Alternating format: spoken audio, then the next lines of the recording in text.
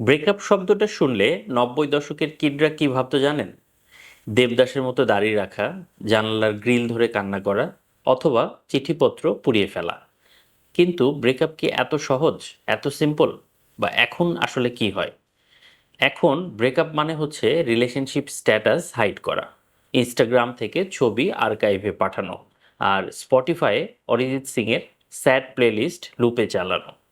আজকে আমরা কথা বলবো জেনজিদের ব্রেকআপ কালচার এবং অনলাইন ট্রমা নিয়ে। কেন আজকের দিনের ব্রেকআপ আগের চেয়ে অনেক বেশি পেইনফুল।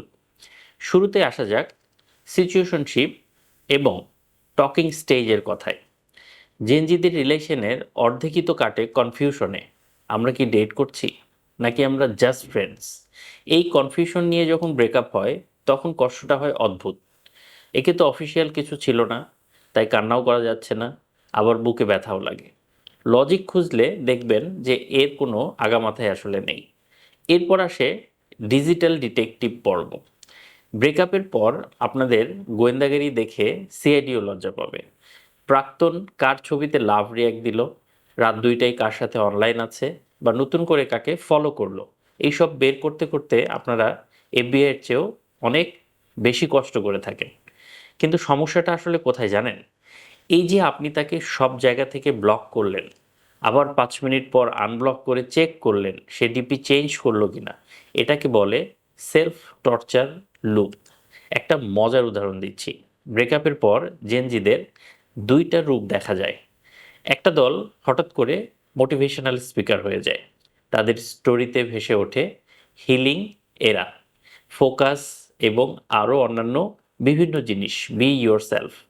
আর অন্য একটা দল যারা জিমে ভর্তি হয়ে যাচ্ছে, তারা সিক্স প্যাক বানানোর জন্য না, তারা হলো জিমের আয়নায় দাঁড়িয়ে ছবি তুলে স্টোরিতে দিচ্ছে, যাতে প্রাক্তন দেখে জ্বলে পুড়ে ছাই হয়ে যায়। স্বীকার করুন, আপনিও এভাবেই ভেবেছেন কিনা। এখন আসি সিরিয়াস কথায়। Online trauma. সোশ্যাল মিডিয়া আমাদের ব্রেকআপ থেকে মুভ অন করতে দেয় না। আগে মানুষ ব্রেকআপ হলে তাকে দেখতো না, এবং তাকে ভুলে যাওয়া ছিল সহজ একটা ব্যাপার। এখন আপনি চাইলেও তাকে ভুলতে পারবেন না। টিকটক, ফেসবুক, ইনস্টাগ্রাম মেমোরিজ আপনাকে বারবার মনে করিয়ে দিবে যে দেখো গত বছর এই দিনে তোমরা কত সুখে ছিলে।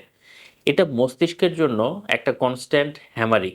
এই যে তাকে অনলাইনে দেখেও টেক্সট করতে না পারা, তার ক্লোজ ফ্রেন্ডের লিস্ট থেকে বাদ পড়া, এগুলো ছোট মনে হলেও মেন্টাল হেলথের ১২টা বাজিয়ে দিচ্ছে।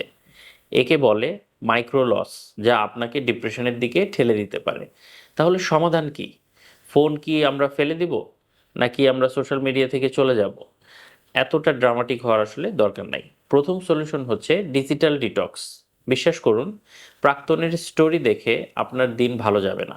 যদি ব্লক করতে খারাপ লাগে, অন্তত মিউট বা রেস্ট্রিক্ট অপশন ব্যবহার করুন। চোখের আড়াল হলে কিছুটা মনের আড়াল হওয়াটাও সহজ হবে। এরপর রিয়েল লাইফ কানেকশন বাড়ান। স্ক্রিন থেকে বেরিয়ে আপনি আপনার বন্ধুদের সাথে সরাসরি মিশুন, আড্ডা দিন। তারপর বাইরের প্রকৃতি দেখুন, বিভিন্ন জায়গায় ঘুরে বেড়ান। ভার্চুয়াল দুনিয়ার বাইরের পৃথিবী যে অনেক সুন্দর, এবং সেখানে আপনি যে অনেক কমফোর্টেবল থাকতে পারেন, সেই জিনিসটা নতুন করে আবিষ্কার করুন। শেষ কথা হচ্ছে আসলে নিজেকে সময় দিন। মুভ অন এটা কোনো রেস না, যে এটা খুব দ্রুত করে ফেলতে হবে, কালকেই করতে হবে।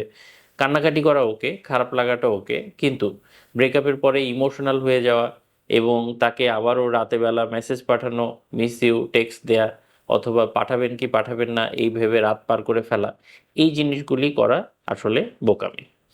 ভালো থাকবেন, সুস্থ থাকবেন, নিজের মেন্টাল পিসকে প্রায়োরিটি দিবেন, এবং আশা করি পরে আবার কোনো ভিডিওতে আপনাদের সাথে কথা হবে।